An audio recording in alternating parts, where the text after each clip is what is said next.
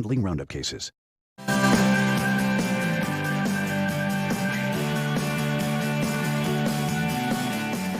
Welcome back. Plenty is said about consuming food that works harder for the body.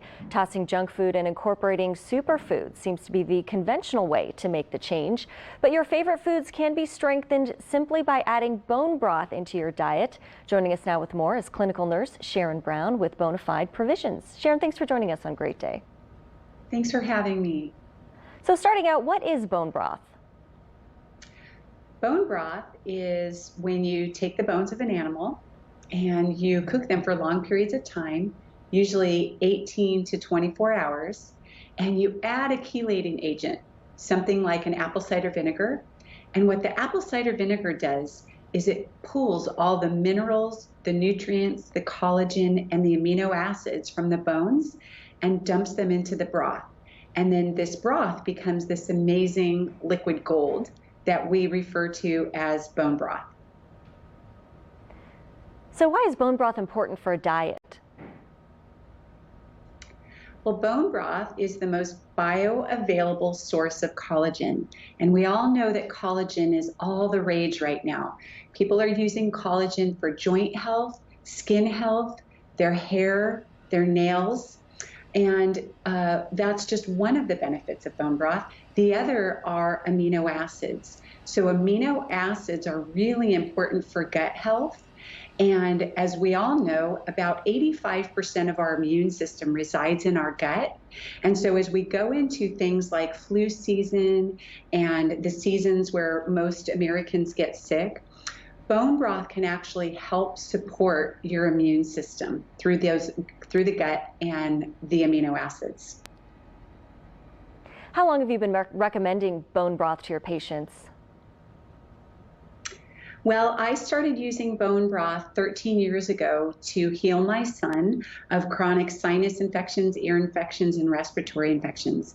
And I had such great success in healing him through the bone broth that I opened my own practice, and I would use it all over treating patients throughout the United States, teaching them how to use bone broth. So it's been probably about 12, 13 years now that we've been telling people to incorporate bone broth into their diet.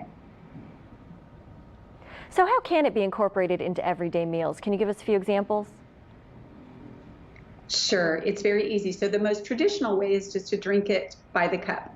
So go ahead and grab a mug, heat up your bone broth. It's really important that if you don't make your own bone broth, you shop for it in the frozen section. That's where you're going to find the most gelatinous, close to home, real bone broth. And you can just heat it up in a mug, or you can slip it into everything that you make. So any recipe that calls for water, you'll want to replace the water for bone broth. So think quinoa or rice. You can saute your vegetables with bone broth, braise your meats, and we actually do something that we call a smoothie challenge. So we tell people to add their bone broth to their smoothies and just add just a little bit. You won't be able to taste it, but now you have superfood in your smoothie, and now you have all this bioavailable source of collagen, the amino acids, all of the protein into your smoothie. So you can really sneak it into anything. And how can consuming bone broth aid a person's health?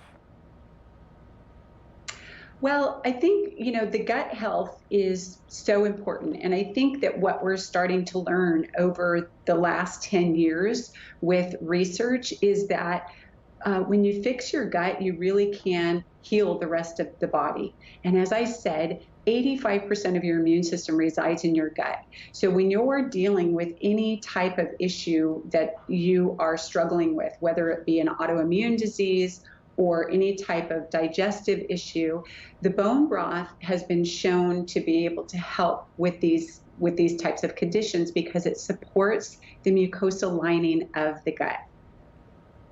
So is bone broth safe for the entire family?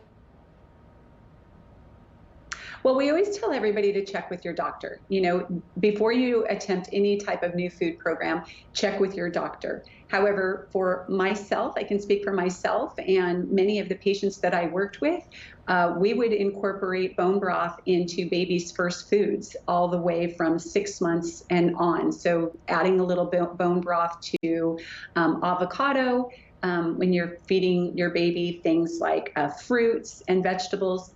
Of course, check with your pediatrician to make sure that they approve. But that's typically when I would start my patients on bone broth at about 6 months, 9 months old. All right, good tips there. Thank you so much. Of course, thanks for having me.